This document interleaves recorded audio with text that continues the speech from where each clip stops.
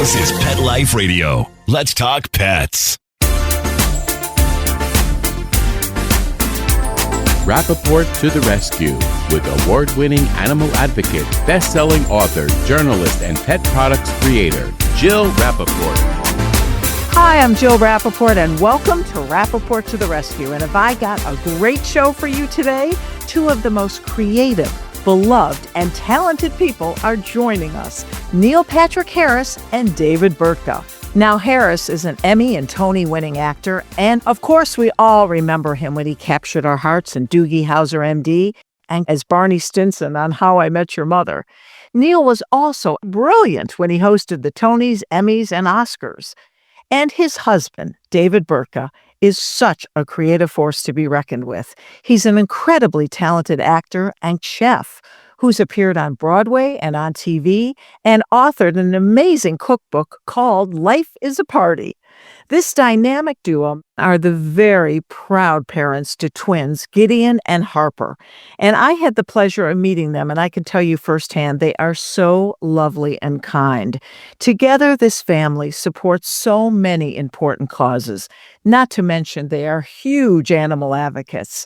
And they have a new pet product project they're going to tell us about, which helps benefit the ASPCA. Plus, Neil and David had just launched a new book together called Both Sides of the Glass. Can't wait to hear all about that. And a reminder to all of my listeners, October is Adopt a Shelter Dog Month. So please open up your hearts and homes and your wallets to helping these animals in need. It will be the best gift you can give yourself. And some other great news about our podcast. Every month, we will now have a special segment called Cat Chat with Deborah Cribbs. This wonderful lady is truly devoting her life to making a difference for cats all over the country with a movement that is saving countless lives. Now, coming up, you definitely don't want to miss this interview with Neil Patrick Harris and David Burtka. Stay tuned.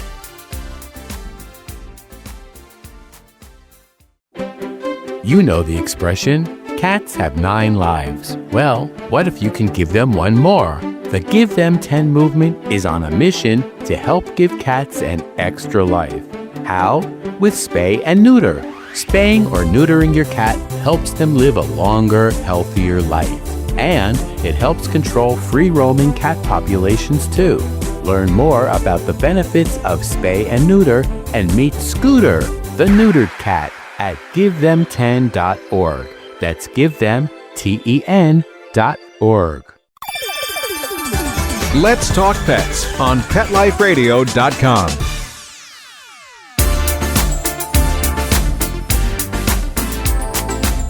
Welcome back to Rappaport to the Rescue. I'm Jill Rappaport. You know, they say the best things in life are worth waiting for, and have I waited for a long time for my next guest? I can't believe you're finally here. Neil Patrick Harris and David Burtka, I am so excited to have you on the show. We are so excited to be here. I know it's been a long time coming for us to do this, like since COVID, which is crazy. But I'm so glad that you've stuck by us and waited for all these years to have us on your show. You are just the most amazing couple. And what I love is how you care so deeply about such important causes, and especially animals. It's true. We do. You know, we like to get involved. And, you know, I was once told that life's all about love and service. You know, the more we can help each other out, the better we can all be. So, you know, taking care of each other, I think, is our human duty. He said duty. Oh God, I'm the serious one here, as you can tell. But of course, dogs and animals and any living things that we love, for sure. We both grew up with pets. I mean, I've had dogs and cats since I was born, really. So pets have always been such a sort of pure, authentic part of our families, regardless of which family. And, you know, when you have kids as well, then pets are paramount. I just remembered I used to bring in, we lived in the woods in back of our house, and I would bring in every single time. I'd bring in birds, I'd bring in snakes and spiders, and my mom, like, can I keep it as a pet? Well, it's so incredible because before we started rolling, and I wish our listeners could see this, you have the most adorable dogs, two of the four I got to see just now. Tell us about your animal menagerie in your family now. We have a female dog named Gidget, and Oh, she is a rescue, and she's about 25 pounds. Yeah, she's about 8 years old, I think. Eight? No, she might be longer. It's older than that. She was a rescue from Thailand originally. wow. North Shore Animal League. Beth Yeah. Stern actually hooked us up with Yeah. Gidget. And since she's from Thailand, she can do the craziest things with ping pong balls. Oh, I love that. She's very much of a diva. She's the one who runs the whole dog menagerie. Everyone takes orders from Gidget. We have this mud room where they sleep in at night, and she will just sit in there as a guard dog all day long. Yeah, she bosses the dogs around. She thinks she can speak the English language. So there's a lot of different barks and rah-rah-rahs and rah-rah-rah-rahs. So she thinks she's very smart. She has a lot to say, which is great. Then Spike is our next dog. He's smaller than Gidget. He's probably 15 pounds. Another rescue. What type of dog was Spike? He's a Chihuahua French Bulldog mix. Wow. And Gidget's more of like a Habanese, Poodle, Terrier. She's like a mix of so many things, but she looks like a teddy bear. Like you see her, she's very cute. Spike is slick and sleek, and he doesn't bark much at all. He's a bit of an empath. He's amazing. He's kind of part seal, part ninja. He's a bit more cat-like than anything. Like he's got like sort of like, you leave me alone and I'll come to you when you're feeling whatever. He likes to be kissed and stuff on the nape of his neck, like where his chest is, between his shoulder blades. So he'll climb up and put his front paws on your shoulders and just be sort of staring at you and raise his chin up, and then you can give him kisses on his neck. Oh, I love that. Yeah, Spike's great. And then we got Chunk. Chunk is a dog.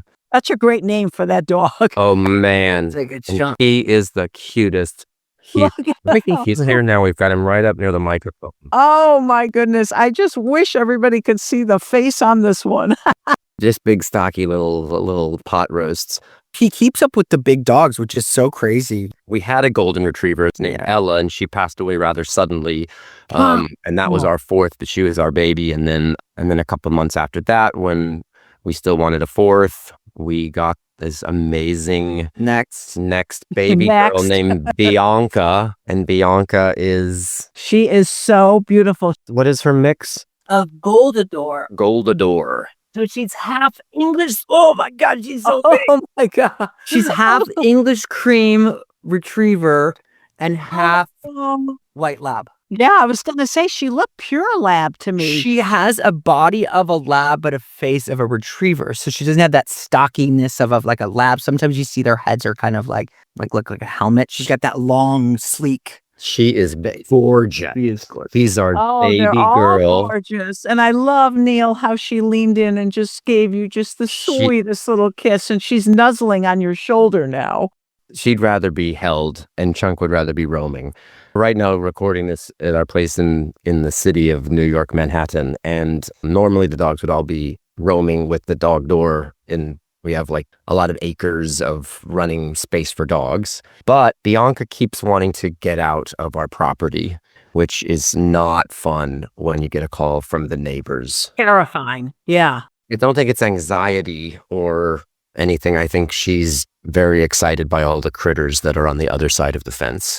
And you're also the amazing proud parents to the most beautiful twins that I've had the pleasure of meeting, Gideon and Harper. I believe they're coming on 15 years old. Yes. October 15th. Yeah.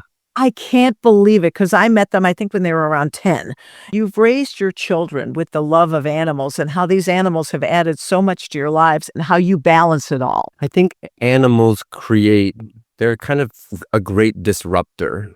I think that animals allow a variable in your life where you're not just living in a structure that's the same every day. Dogs just change it up. They chew things up. You have to deal with that. I need to go walk them and meet new people. And I'm a massive fan of getting outside of your comfort zone a little bit and being immersive in your experiences. And so when when the kids have pets, then you can train them, you can walk them, you can cuddle with them, you can groom them. There's just a lot of like real heartfelt time that you can spend with them. And Harper, when she was a baby child, like as soon as she could walk, really, 3, 4, she would go right up to animals and petting zoos, and was not afraid of any of them. And she'd go to each of them and say, "It's okay, I got you, I got you." Little lambs and goats would come up to her. She'd be, "I got you. It's okay. I got you." That's so any animal. Pretty amazing. Yeah, they did at camp. They do at Central Park Zoo, and they get to deal with some of the animals and meet all the animals. And it was one of her most favorite times when she got to, feed the baby goats and see the kookaburra and hold the hedgehogs and the python snakes. And she was afraid of anything. And how about Gideon? Oh, for sure. They both love animals. I think dogs have just this love that you can't explain. Like, even if you've had a bad day, they get it. They understand that you need extra love. This unconditional love that you burst through the door and they're just there happy to see you. And it just makes me happier to have animals around in my life. And why not create that in your world? They really are members of our family, They're your children as well. Yes, of course. And we live especially in a post-COVID time, where I think pets deserve to be treated as members of your family. A lot of the past was, I think, spent with families giving their pets, their dogs, the cheapest food they could find. Right. And now we've really pivoted into a time where you can get freeze-dried, healthy food, like cook your own animals' food. I actually have a pet company now called Tayl, Tayl. I wanted to talk about that. Tell us about that. Yeah, we'll send you some products. Oh, I want to hear. So tell me a little bit about that company, because I was fascinated that with everything you guys have on your plate, no pun intended, you're able to do this too. Well, we really are just pet forward. And I think that pet space deserves to have well thought, well curated things that are for the pets, that aren't like cheap, mass produced, mass manufactured, uncomfortable and thoughtless, but instead worth spending a little bit of money for. It's in its beta form right now, dealing with mostly wearables. Oh, nice. We're doing, what are they called? Scarves? Bandanas. Which Love is it. one of those things I thought, that's an interesting thing, because the bandana normally is just a really ineffective piece of cotton fabric that is thrown on your dog when they get a haircut at the store or something. Right. You don't really, are you supposed to keep it? Are you supposed to wash it? You can't wash it. And so we've created ones that are nicer. We're doing 4 or 5 a season.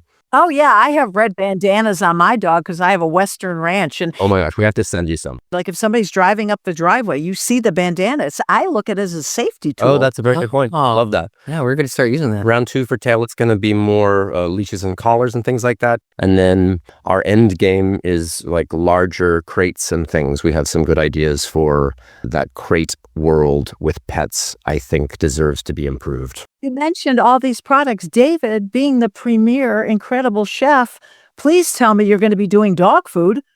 Oh my gosh, I never even thought about that. But Come on. yeah, I could. I could definitely do some dog food. That would be great. There's a great We need place for it. healthy dog food. I mean, there are obviously a few brands out there that people swear by, but I am still on the fence with a lot of those things. I'm waiting for a pure, healthy dog food. You're the perfect one to launch that. Dog food is a little tricky because No, anything ingestible. I know. Yeah, ingestible is hard.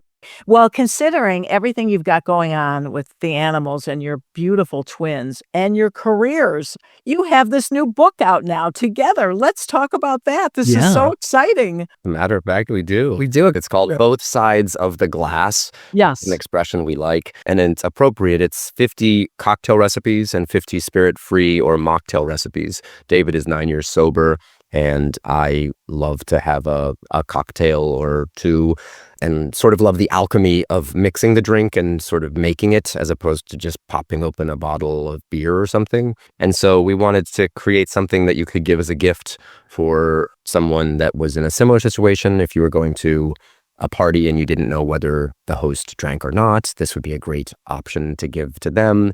And it's sort of a bunch of recipes and thoughts and a bunch of tips from David about how best to make shrubs and syrups and vessels to use. And it's broken down by the 4 elements. So there's fire nice. and water and earth, and air. And then you have recipes on spirit forward on one side, and you flip the page, and the spirit free ones are sort of... I love this. It's so brilliant. Yeah, no one's ever really done this. No one's ever. There's been cocktail books, there's been mocktail books, but to take like an old fashioned and like if my husband's gonna drink an old fashioned, like I kind of want to partake in sort of the way he's making the night feel. So I came up with the new fashion. So it's, you taking these NA alternatives. There's a lot of really great products out now that are like NA gin, NA tequila. And of course, they don't taste exactly like the alcohol. And people who are sober sometimes feel a little triggered with sometimes how like the bourbons and the whiskeys taste a little bit too much like booze. So can that trigger that again? Would get triggered by that. But in terms of like flavoring and being able to layer the flavoring with different kinds of syrups or teas or herbs and then these non-alcoholic spirits, we've come up with some really fun adult forward drinks. I got fed up with going to bars and restaurants and just having to order sparkling lime or a really sugary mocktail. Now there's a lot of really great options to make your night feel special without having to feel like you're standing back in the crowd and just drinking seltzer water. I think that's a good point. When you go to a restaurant and you ask if they have any non-alcoholic drinks, the reaction up until fairly recently has been uniformly a confusion by the server, as if it's such like a lower class question.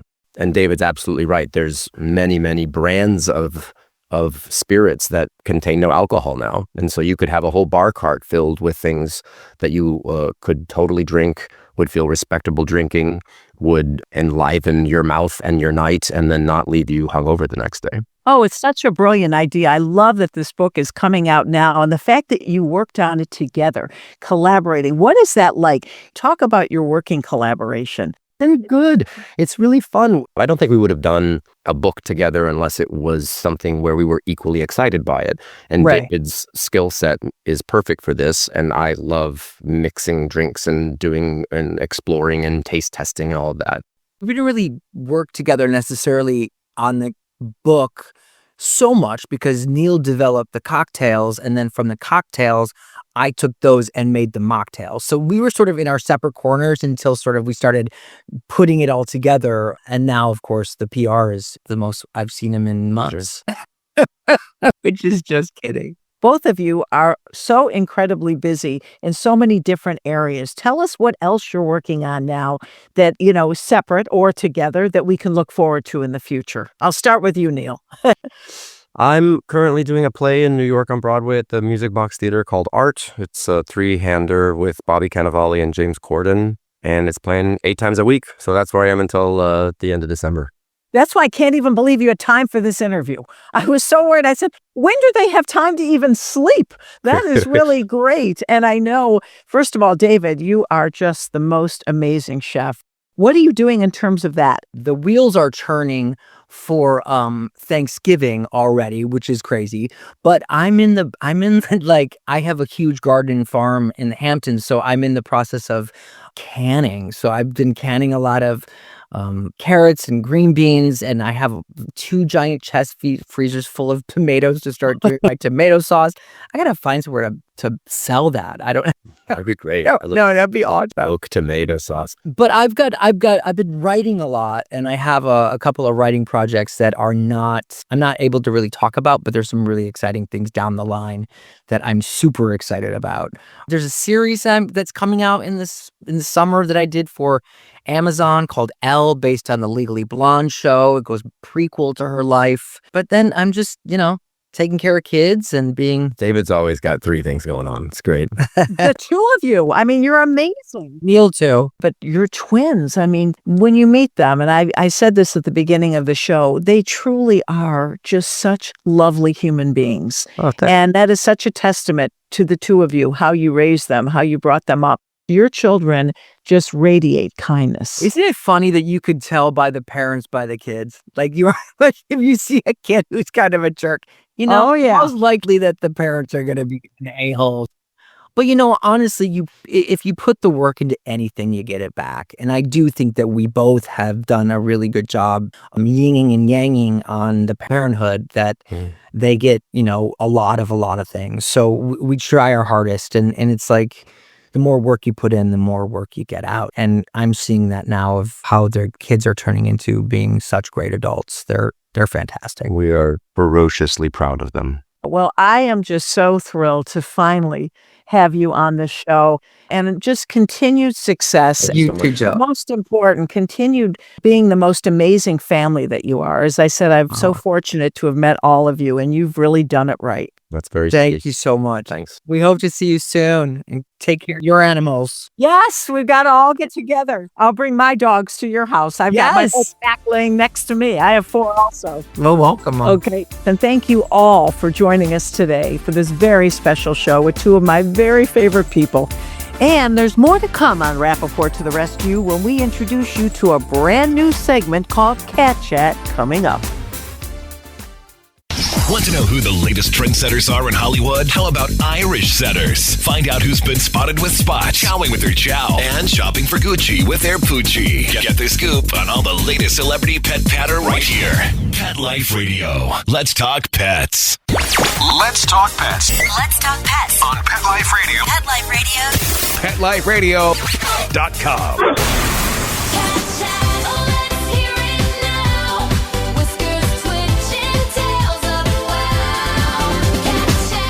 Cat Chat with Deborah Cribbs, founder of the Give Them 10 movement.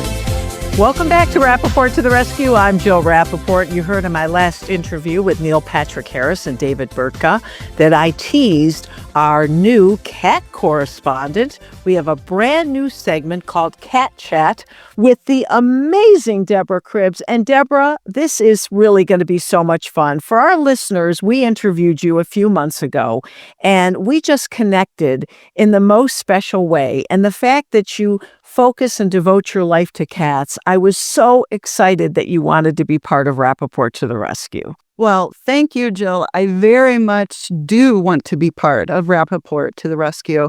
And I have devoted my life to cats, both as a person and now professionally.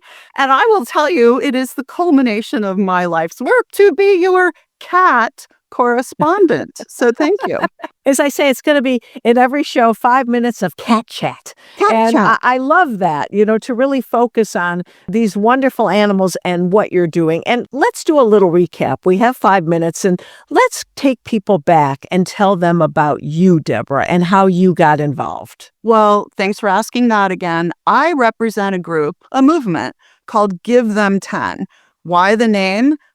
Cats have 9 lives, right? Right. We say give them 10. And we started in the Cincinnati area, and we are working solely to make the lives of cats better and trying to make sure, Jill, that cats are no longer killed in shelters because of space. That's our aim. And your message is resonating really throughout the country. Like you said, you've made such a huge difference in Cincinnati.